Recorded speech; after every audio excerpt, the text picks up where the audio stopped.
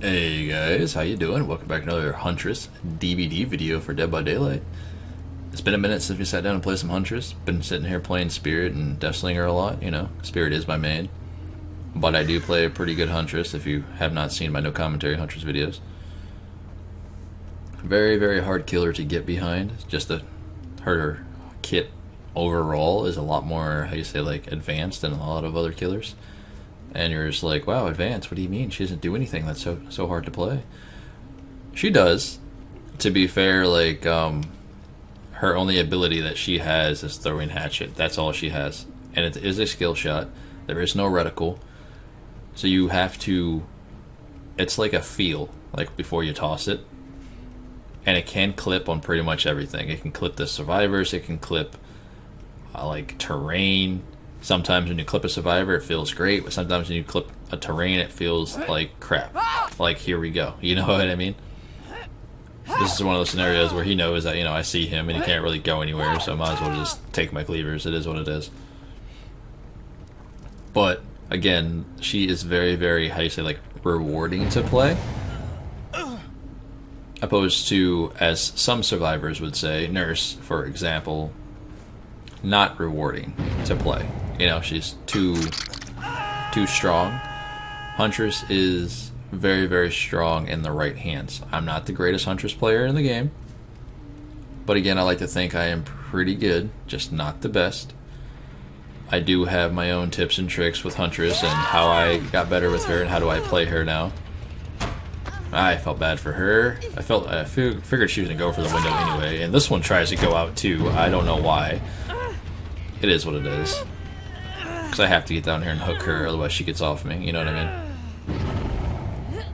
Now, barbecue does proc here, and I can see there's two survivors going over there, and this one behind me. I want to go for the two survivors, always. That's just my playstyle. Because 9 out of 10, they're going to go try to heal each other, and that's what I want to try to stop. And look, Nurse is calling, you know, lets me know that's what they're doing. Oof, nice. That nice headshot right there. This was pretty bad. So the thing with Huntress's axes are that there's no reticle, so you have to predict where they're going to go 9 out of 10. And I figured he was going to go in that direction, but he did not. He kept going in a straight line, and 9 out of 10, like, you don't really expect him to just keep going, you know what I mean? Oof. So in any situation, you always want to toss a hatchet at somebody before you M1. And that doesn't matter if they're, like, directly in front of you or not. You want to hatchet them and then M1.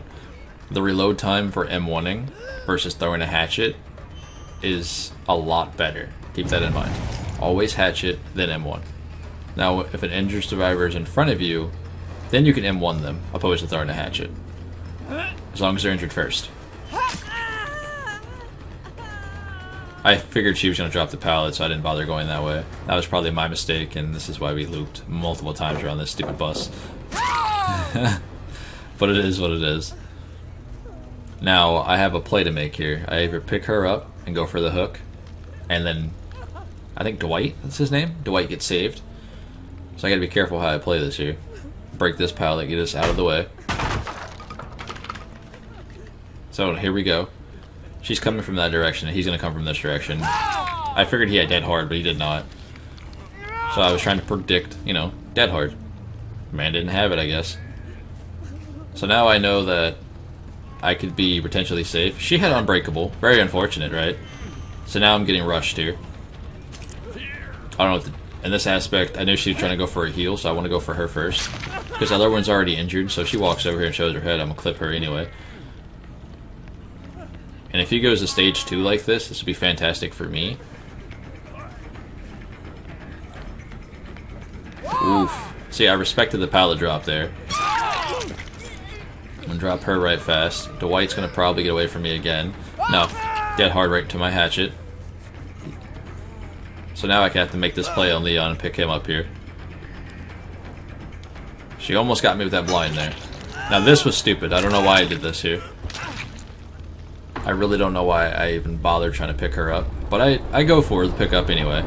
Knowing she has a flashlight and, you know, I get caught. Yep. Don't do that. I mean, we all make these plays, let's be honest, but at the end of the day, like, these plays can cost us kills, right? Now, knowing she has flashlight, I'm looking into a tree. And I still get blinded. Like, that right there triggered me a little bit, I'm not gonna lie. You saw it coming and you do the, you know, the best thing you can do in that scenario and you still get blinded. But it is what it is, man. Go ahead and reload my hatchets right quick. This is the one thing that people don't like about Huntress, is the fact that, you know, you have to stop and reload and stop and reload. Now I hear footsteps, so she already went back upstairs. She's trying to play with me around this house. Now this house is 9 out of 10 survivor friendly, keep that in mind. This is one of those houses where you kind of want to avoid if you can. But she played the loop wrong here. Which, playing certain killers, like I said, I play Spirit on 5% volume. Keep that in mind. That is like the lowest it can go without being 0 turned off. I don't know why. It's just something that I do. The game is a lot harder on low volume, obviously. But your ears, how you say, like, notice certain sounds and pick up on things, regardless of the volume and where it's at. So if I'm playing on a higher volume, it's easier to hear stuff, whereas lower, obviously, it's not. Now, with Huntress and any other killer, I'm already listening to footsteps. Keep in mind, we all come from playing Call of Duty at some point in our lives. So listening to footsteps when someone's running around an alleyway or whatever is just like, it's there now. It's like just base. We automatically know what it sounds like. It's one of those ordeals.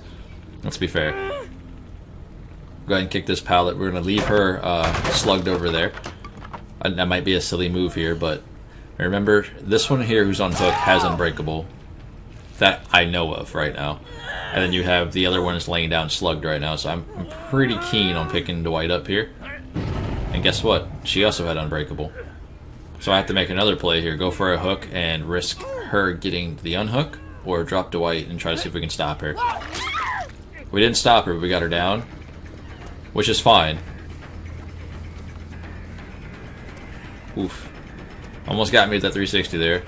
And somehow I did not clip her, and she disappears on me, which is very unfortunate. She was a smart gamer, I'm not going to lie. That was a little unfortunate. Because 9 out of 10 you normally just follow her through when she does that.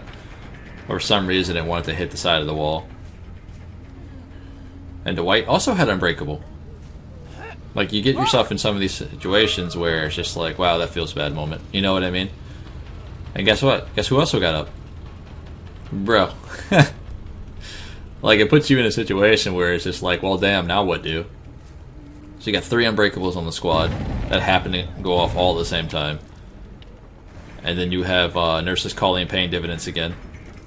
I think she thought I was coming behind her, but that is my my passive ability, which, you know, my sing radiates in essentially, what's that word called?